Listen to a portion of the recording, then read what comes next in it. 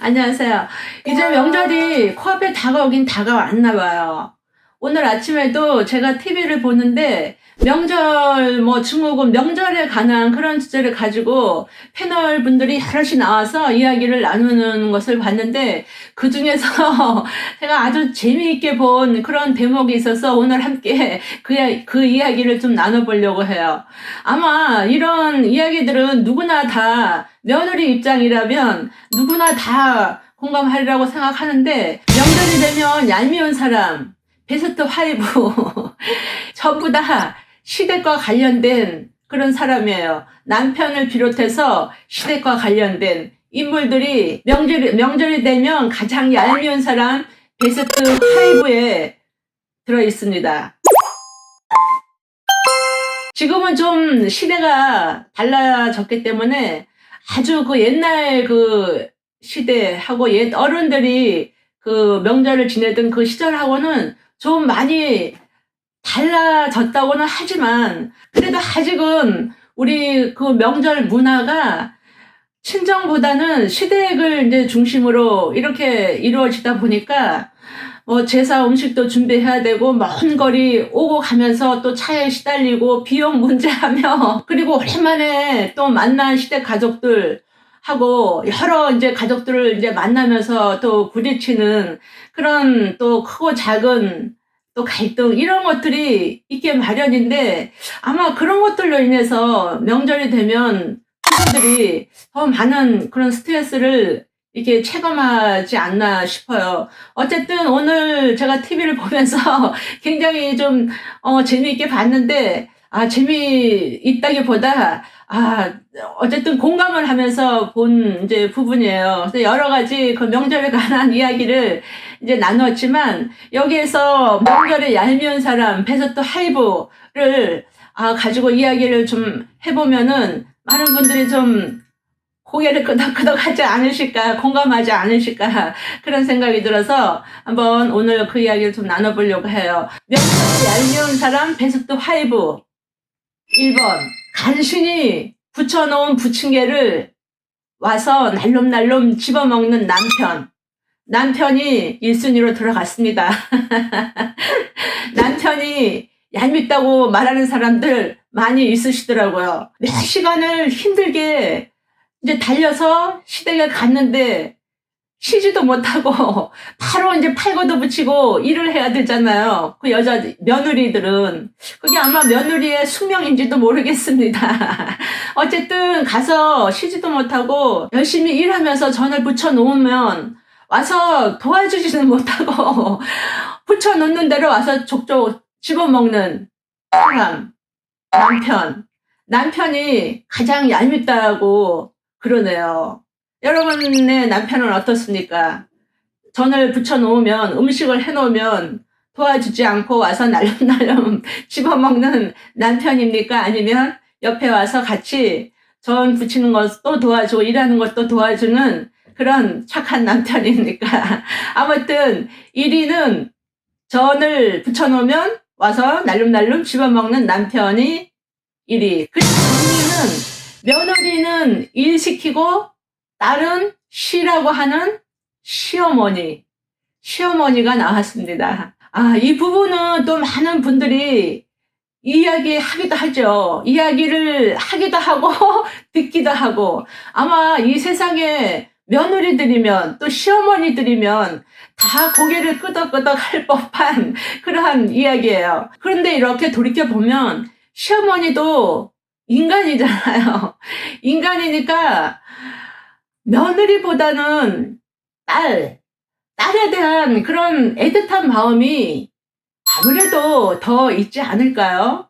이것은 며느리다, 딸이다, 이런 개념을 떠나서 인간적으로 생각을 했을 때, 내가 그 입장을 바꿔놓고 생각을 했을 때, 며느리와 딸에 대한 그런 애틋한 마음이 어느 쪽이 더할까요? 그리고 며느리 입장에서 봤을 때, 시어머니와 친정어머니, 어머님을 놓고 봤을 때 어느 쪽이 마음이 더 애잔하고 애틋할까요? 이것은 시어머니, 뭐 친정어머니, 며느리, 딸 이런 거를 떠나서 인간적으로 보면은 굉장히 좀 이해가 가는 부분이죠. 아무래도 내 핏줄한테 마음이 더 쏠리게 마련이죠. 그런데 어쨌든 이제 드러내놓고 며느리는 죽어라고 종처럼 일만 시키고, 예전에는 그런 경우들이 많이 있었어요. 근데 지금은 시대가 많이 다르니까 오히려 며느리보다는 딸한테 일을 시키는 시어머니들이 더 많은 것 같은데, 제가 볼 때는 요즘 시어머니들은 그런 것 같습니다. 근데 예전에는 아무래도 시어머니들이 며느리한테 일을 많이 시키고 좀 시집살이를 고되게 시켰죠. 그리고 딸은 친정에 오면 편하게 쉬게 하고, 그리고 집이 가까운데 늦게 오는 동서, 드디어 동서가 등장합니다. 나는 시댁과 아주 먼 거리에 있는데도 몇 시간 차를 달려서 일찍 왔는데 와서 보니까 가까이 사는 동서가 아직 안 왔어요. 그리고 한참 후에 동서가 나타난 거죠. 그러면 좀 얄밉겠죠. 몇 시간을 차를 달려서 시댁에 왔는데, 그리고 몸도 지치고 마음도 지친데 동서까지 안 와서 혼자 그 많은 음식을 장만하고 준비하고 하느라고 지쳐 있을 때 늦게 오는 그 동서를 예쁜 눈으로 바라보기는 좀 어렵죠. 집이 가까우면서 늦게 오는 동서가 3위에 들었습니다. 그리고 4번은 무엇이겠습니까? 4위는 직장 핑계로 안 오는 형님. 동서는 늦게라도 왔죠. 그런데 이 형님이라는 분은 직장 핑계로 아예 안 옵니다. 직장 핑계대고 아예 얼굴도 안 비치는 형님이 4위에 들었습니다. 그리고 마지막 5위는 누구일까요?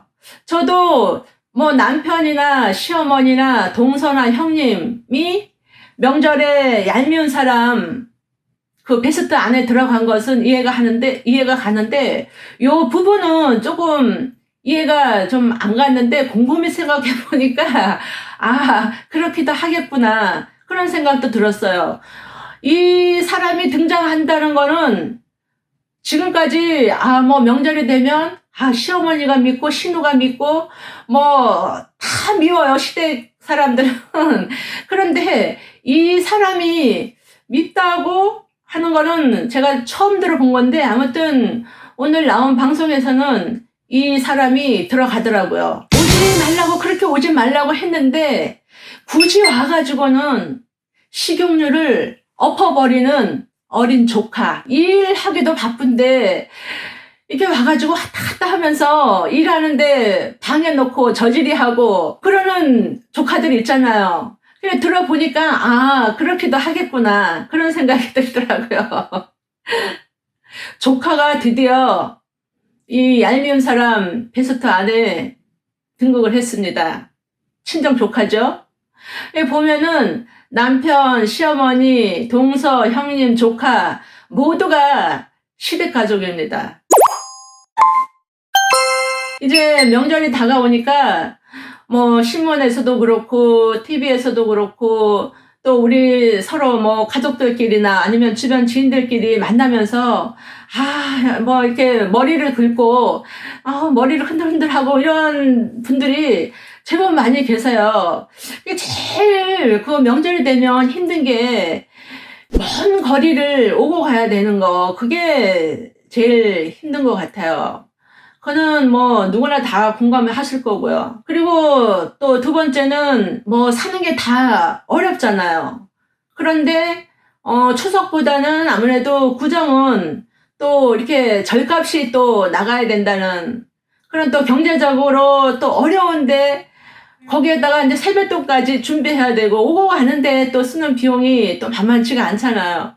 이제 이런 어떤 문제들 때문에 뭐 부부 간에도 서로 다툼이 일어나기도 하고, 또 시댁 가족들을 이렇게 대할 때도 좀 편하게 좀 대하기가 어려운 것 같아요. 어쨌든 몸도 마음도 지쳐있는 상태인데, 거기에서 더해서 또 가서 많은 또 노동을 부담해야 되고, 그렇기 때문에 이 명절에 대한 스트레스를 많이 겪는 듯 합니다.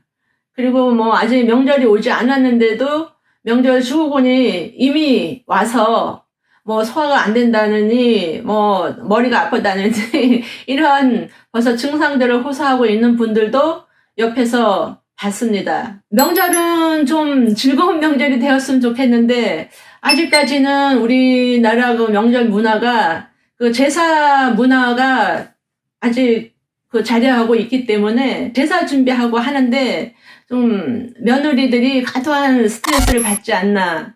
그리고 뭐 어머니들도 마찬가지죠. 여자분들이 그 명절에 대한 스트레스가 심한 것 같아요. 이제는 이제 시대도 많이 바뀌었고, 좀 명절에 대한 그런 문화도 조금은 좀 바뀌어야 되지 않을까, 그런 생각도 들어요. 무조건 뭐 전통만 고집한다고 좋은 건 아니라고 봐요. 오늘은 설 명절을 앞두고 명절에 얄미운 사람 베스트 5를 짚어보면서 또 명절에 대한 그런 또 이야기 또 한번 해봤습니다. 여러분 즐거운 명절 되시기를 바라겠습니다. 감사합니다.